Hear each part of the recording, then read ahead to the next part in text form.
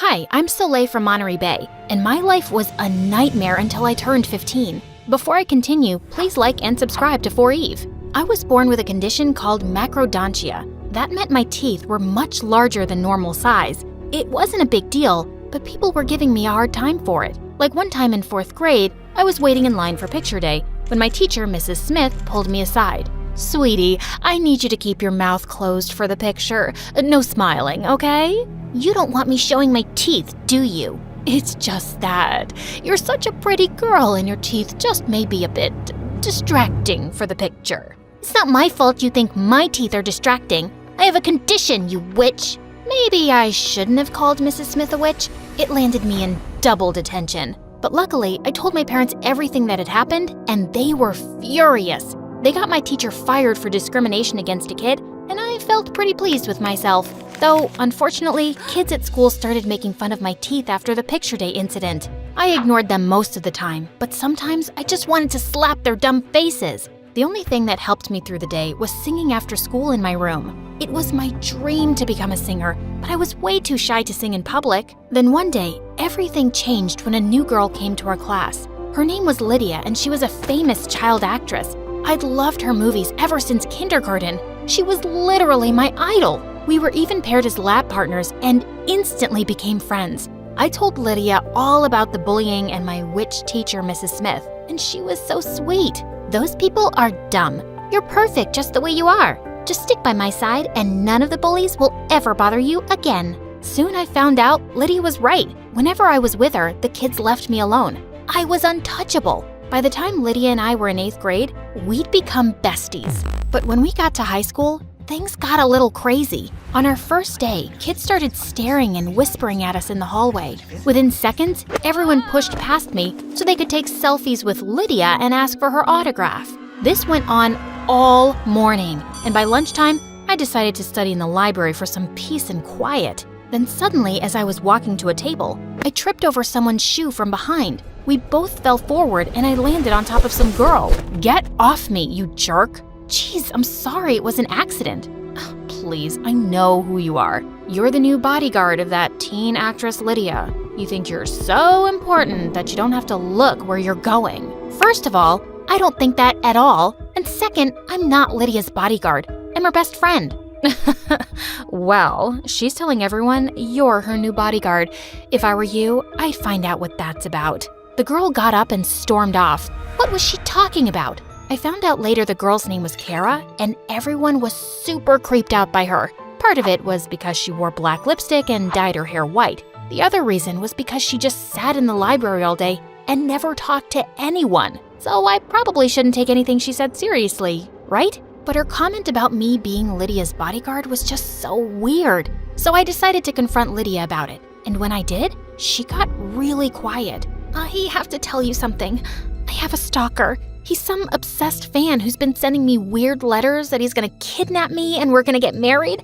I don't even want to talk about it. I just really need a bodyguard." Whoa, I had no idea. But wouldn't it be better if you hired some big, tough adult? I mean, I can't fight a weirdo stalker. Soleil, you're my best friend. You're the only person I trust. I don't want some stranger following me around 24/7. Please, I need you to do this for me. Okay, don't worry.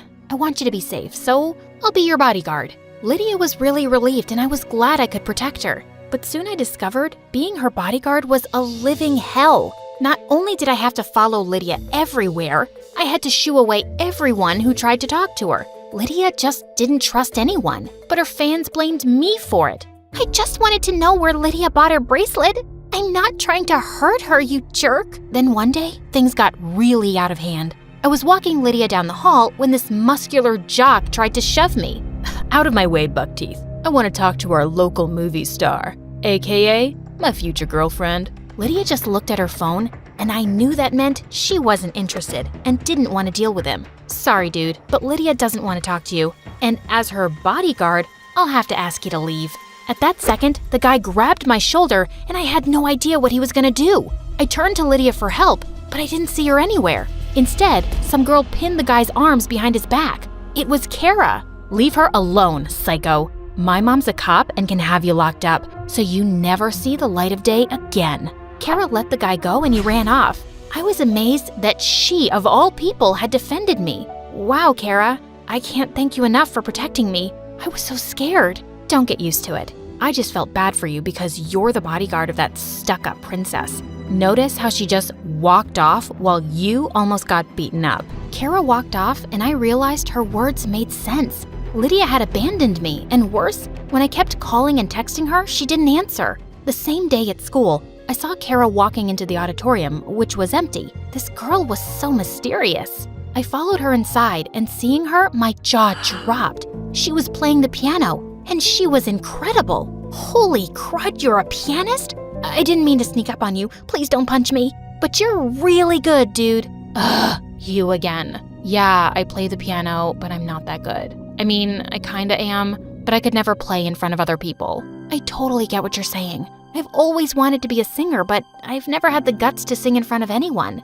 So why not sing something now? Come on, no one's here. And you've heard me play piano. It's only fair. I took a deep breath and started to sing something. And for the first time, I saw Kara smile. You're not bad at all, Soleil. You should try out for the spring showcase. If you do, maybe I'll accompany you. I felt my heart race. Was she serious? At that second, my phone rang, and it was Lydia. Girl, where have you been? I've been calling you all day. I am so sorry, but you have to come to the school parking lot. My stalker just showed up. Oh no. I panicked and hung up the phone. Then I ran out of the auditorium, totally forgetting about Kara. When I got to the parking lot, I stopped short when I saw Lydia kissing some guy. Lydia? What's going on? Where's the stalker? Oh, this is him. I decided in the end I like him, and he's cute. What? Why would you like someone who stalked you and made you feel unsafe? He didn't stalk me. He's just some guy who hit on me at the mall and I wasn't interested, so I thought he might stalk me. But I took his number anyway in case I wanted to give him a chance, and I did. Are you kidding me? Do you know how exhausted I've been being your bodyguard? Some guy even grabbed me and you left me to make out with some stranger? Well, I thought if I told you the full truth, you wouldn't be my bodyguard. You have no idea what it's like to be me. Having to talk to fans all the time and being a celebrity, you've never even had a real friend before me. It's fine, it's just you have no idea what I've gone through. What the heck? I was too angry to even answer her, so I just stormed off.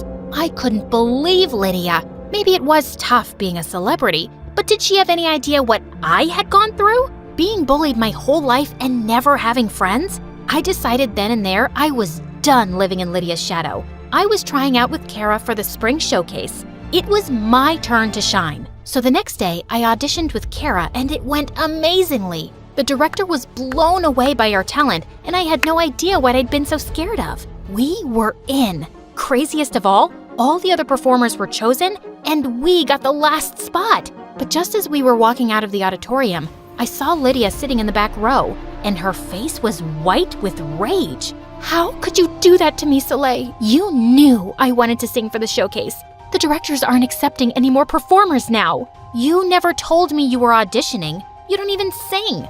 Of course I sing. And no offense, but you're not meant to be a performer. You need a certain look, and you don't have it. I love you, but someone needs to break it to you. I felt myself boil with rage. Who was she to say I couldn't be a performer? Because of my teeth? Then suddenly, Kara whipped out her phone and held it in front of Lydia's face. A video started playing of a girl screeching. Remember at Grandpa's birthday party when we did karaoke? And you sang like a dying cat? Well, I filmed the video, and if you try to get in our way of performing, I'll post it online. You are so mean, Kara. And for your information, I sing way better now. And I'm not gonna let my bestie embarrass herself in front of everyone. With that, Lydia stomped off, and I was so confused. How did she and Kara know each other? And why did Kara say Grandpa? In case you're wondering, Lydia and I are cousins. You guys may be friends, but I'm the only one who knows she's a two-faced witch.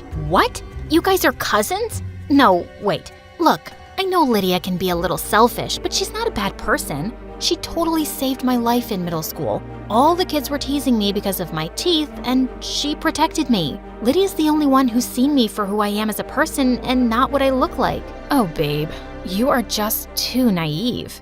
come with me and I'll show you what kind of person Lydia really is. Kara caught my full attention, and I followed her to Lydia's locker. I watched as Kara picked the lock and took out a worn-out journal. This is Lydia's diary. I like reading it for my own personal entertainment. I swear, if people knew how evil she really is, she wouldn't be famous.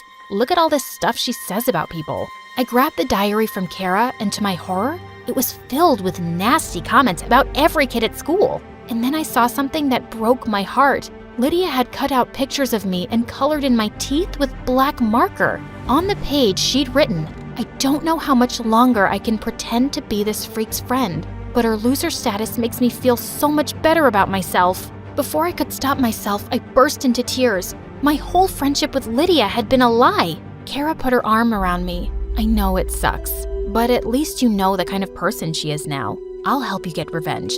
We'll crush her at the showcase." "Thanks, Kara, but I think I just need to be alone right now." I went home and ditched the rest of my classes. I didn't come out of my bedroom for 2 days and refused to go to school. I was just so depressed and I felt like such an idiot. And then my mom came to my room with some news. "Soleil, I know you're suffering right now, but I wanted to tell you something that for sure will cheer you up." "What is it?" "Your dad and I finally saved up the money to get braces. We can finally fix your teeth." "Why? Because I'm too ugly for you to look at?" "Of course not, sweetie. This has nothing to do with looks. It's just better for your jaw if we get this fixed. It'll be easier to brush your teeth and eat and take care of dental hygiene." Mom made a pretty good point, so that week, I let her take me to the orthodontist and I got braces. They were super uncomfortable, but I felt better knowing I was finally going to take care of my teeth. Then finally, when I was back at school, I spotted Lydia.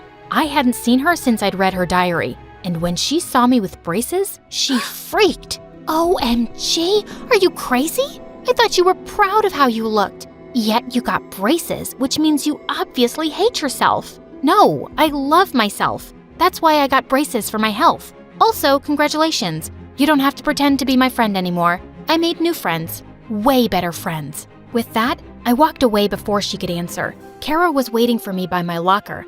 I couldn't believe I'd misjudged her. Maybe she was a freak like me, but she was amazing. That evening, Kara and I had our show and I was super nervous. We had to go back to school at 7 p.m. to get ready. When we got there, crowds of kids were already outside the building. That's when we saw a mob of kids in the courtyard gathered around Lydia yelling at her. They were holding their phones in her face and saying things like two-faced and sicko. What was going on? That's when I saw Kara laughing in the corner. I posted the pages of Lydia's diary all over Instagram. Now everyone knows all the awful things she wrote about them. Whoa, Kara, I know she's a jerk, but isn't that kind of low? Not as low as faking being your best friend for years. And everyone deserves to know the truth about her. Trust me, Soleil. I still felt a little weird about it, but I knew deep down, Kara was right. As we walked on the stage later together, the audience cheered and whistled. Don't be afraid of the decisions you make, because life is all about making choices and learning from them.